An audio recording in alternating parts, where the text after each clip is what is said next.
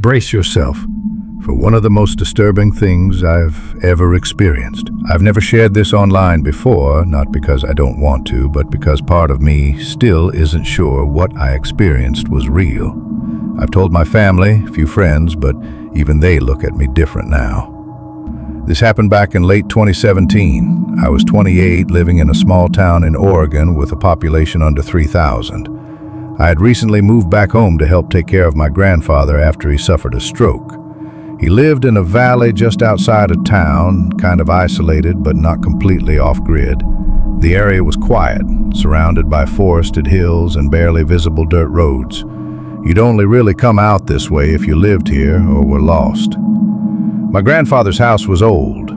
2 stories, creaky floors, drafty windows. It sat on about 10 acres of land, with the nearest neighbor being about half a mile away. The whole place had this heavy, quiet feeling to it. You'd step outside and all you'd hear was wind through the trees and the occasional distant crow.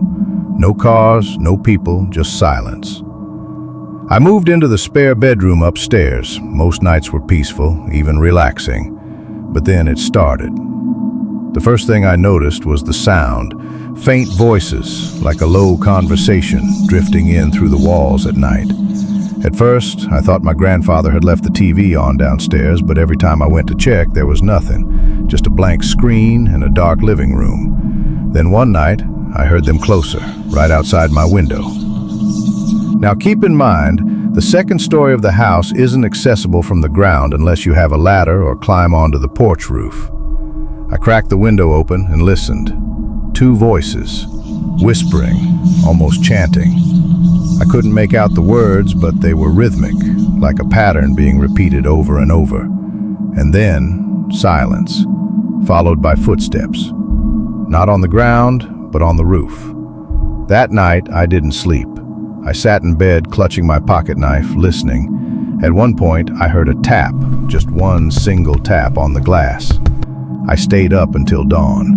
When morning came, I went outside to inspect the house. No footprints, no signs of tampering. The snow had lightly dusted the roof, but there were no marks up there either.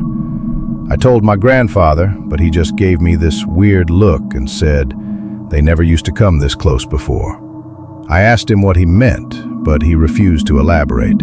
Said he was too old to play games and went back to reading his paper.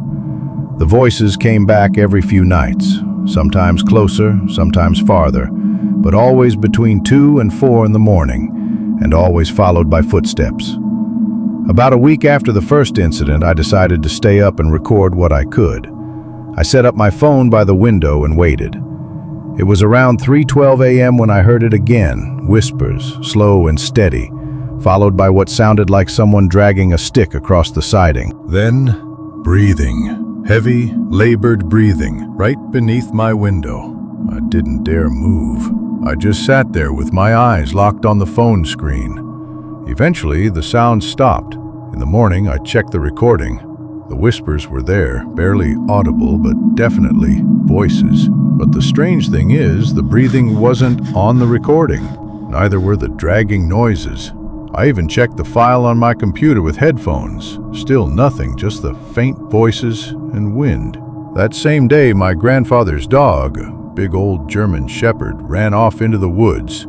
We found him 2 days later, curled up under the tool shed. His back leg was broken and he wouldn't stop whimpering for days. He never left the house again after that. I started getting paranoid. I boarded up the upstairs windows, installed a camera facing the backyard. I even bought motion-activated lights, and for a while it worked. The voices stopped.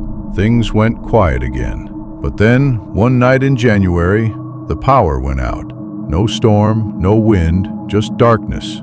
I was downstairs when it happened. I lit a candle and started heading to the breaker box when I heard a knock on the back door. 3 knocks. Slow, heavy. I froze. No one ever comes out here, especially not at night. I quietly turned off the candle and stood in the darkness, listening. After a few minutes, I heard the doorknob jiggle, softly at first, then more aggressively. That was enough for me. I grabbed my shotgun from the closet and shouted through the door that I was armed. The jiggling stopped. Then came the sound of footsteps. slow, deliberate steps crunching the snow as they moved around the house. I stood completely still, heart racing. Eventually, the sounds faded. I called the sheriff's department. They came by the next morning but found nothing. No tracks, no signs of forced entry. They chalked it up to animals or a prank. A few nights later, the camera outside the house stopped working. When I checked the footage, the last thing it recorded was a shadow. Not a person, just a long, thin shadow stretching across the yard. There was no clear source for it. It just appeared, lingered for a few seconds, then vanished. I've since moved out. I got an apartment back in town and visit my grandfather on weekends. He still won't talk about what happened, but sometimes when I drive back down that valley road, I get this sick feeling in my stomach, like something is still watching me from the tree line. I still don't know what those voices were, or who or what was walking around on the roof that night.